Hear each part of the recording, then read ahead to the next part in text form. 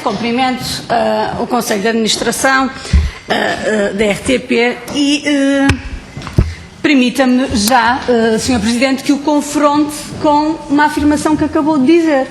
O Sr. Presidente do Conselho de Administração refere que o RTP Porto, o Centro de Produção do Porto, não tem capacidade para receber a RTP Internacional.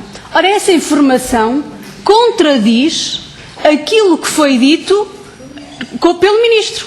O Sr. Ministro disse que o futuro da RTP Porto passava pelos canais internacionais, pela RTP Internacional no Porto. E, portanto, este é um episódio que marca efetivamente este desinteresse, o desinvestimento e a falta, efetivamente, de rumo. O rumo que o Conselho de Administração, tutelado por este Ministério, tem para a RTP é o desmantelamento.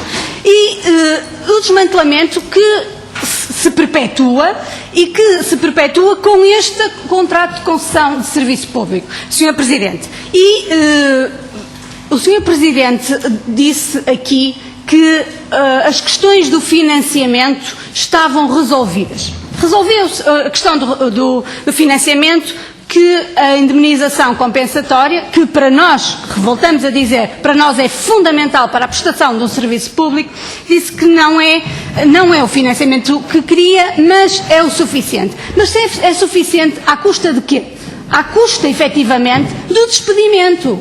À custa da redução de custos, como disse bem, e fala de muitas vezes da redução de custos, e há muitas formas de reduzir os custos, mas aquilo que a RTP tem feito é reduzir no pessoal, é reduzir nos trabalhadores, é reduzir na massa salarial. E é isto que tem sido feito. E, portanto, aquilo que eu pergunto, Sr. Presidente do Conselho de Administração, é, efetivamente, estes 300 trabalhadores que vai despedir, que vai passar para uma empresa, disse-o, assumiu e, portanto, ainda não disse que não era verdade, portanto, assumimos que seja verdade isto, a estes 300 trabalhadores, quantos mais se vai somar? Quantos é que vão precarizar as relações de trabalho? E também lhe gostaria de perguntar que custos é que vai ter para a RTP o fim da produção própria? Porque, efetivamente, este cardápio que é o contrato de concessão de serviço público de serviços mínimos, que é assim que nós consideramos de serviços mínimos, o fim da produção própria vai ser compensado, tem que ser compensado por produções externas. Quanto é que isso custa? Quanto é que vai custar a produção externa, a externalização destes serviços? Gostava também de lhe perguntar relativamente aos Açores e à Madeira. O Sr. Presidente disse que preocupa-se com os centros de produção da RTP dos Açores e da Madeira, mas efetivamente o que é que vai acontecer com estes centros? O que é que vai acontecer? Vão encerrar? Vão ser concessionados? Vão ser privatizados? O que é que vai acontecer? Digamos, sejamos claros. As pessoas dos Açores e da Madeira merecem-nos isso. Os trabalhadores dos centros de produção da RTP dos Açores e da Madeira merecem isso. E os portugueses também. Porque o Sr. Presidente começou a sua introdução por dizendo que os portugueses precisam de saber o que é que a RTP faz. Pois precisam, mas também precisam, efetivamente, que seja claro e que seja dito e verdadeiramente aquilo que querem fazer da RTP. E não enganem os portugueses.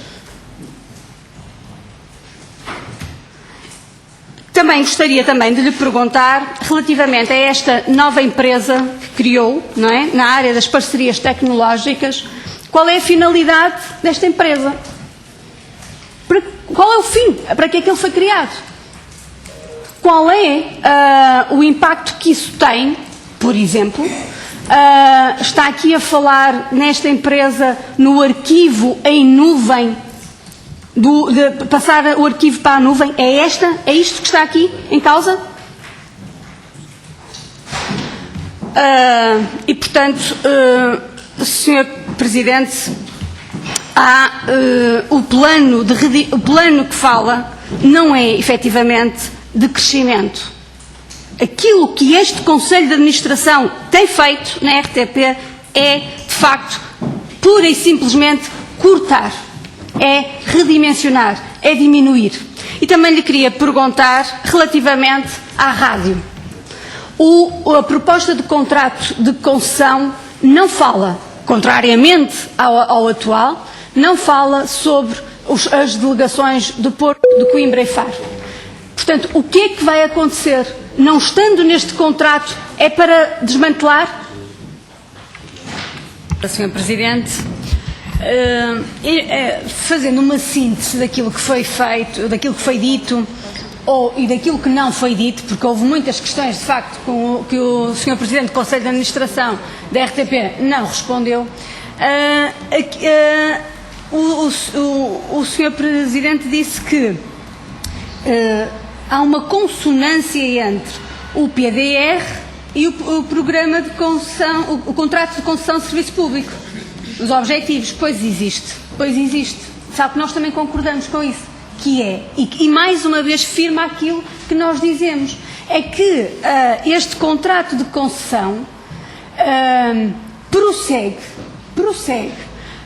o desmembramento do serviço público de rádio e televisão e os objetivos, porque em termos claros, de facto, há um conjunto de obrigações de serviço público que vão deixar de ser prestadas com este novo contrato. É isto que vai acontecer. E é isto que o Sr. Presidente do Conselho de Administração tem que aqui assumir. Quais são o fim dessas obrigações? Porque, repare, fala muitas vezes, e falou aqui hoje muitas vezes, da importância do arquivo, do internacional, da RTP Açores e da Madeira. Mas o que é certo é que não lhes dá meios para eles sobreviverem, retira-lhes os meios para eles sobreviverem, quer através de financiamento, quer através da redução das pessoas. Não é verdade, porque disse-o, e eu gostaria também que me explicasse, e nos explicasse a todos nós, que em termos de RTP Açores e Madeira existem 3 cenários. O primeiro que explicou, da 51 RTP, 49 Governos Regionais ou outras entidades, a redução de custos, que é o encerramento, o despedimento de trabalhadores, e depois fala de uma janela. Eu gostava que nos explicasse o que é isso da janela. Não é? O que é a janela para o Atlântico? E, portanto, explique-nos, por favor, o que é essa da janela que tem, qual é essa terceira visão para a RTP Açores e a RTP Madeira. Também lhe fiz uma questão, Sr. Presidente do Conselho de Administração, que não respondeu. É que o contrato de concessão, a proposta de contrato de concessão é omissa relativamente à rádio e é parca em relação à rádio. E, portanto, o que é que vai acontecer à rádio? O que é que vai acontecer à rádio? É isto que tem que ficar claro, porque a rádio tem um património importantíssimo, tem um papel fundamental na coesão territorial, porque é isto que acontece, que a rádio faz, e o que é que vai acontecer? Tem que ficar claro hoje aqui, tem que ficar claro, não pode ficar cheio de boas palavras muito redondas, mas que não dizem concretamente o que vai acontecer.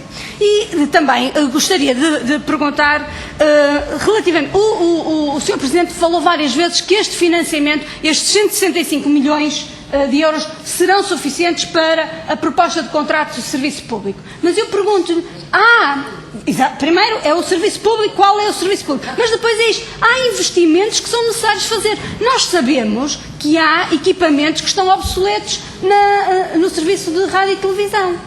Onde é que dá para pagar, dá para fazer esses investimentos? Dá para fazer esses investimentos? Dá? Então quais são esses investimentos que vão ser feitos ou aqueles que não vão ser feitos?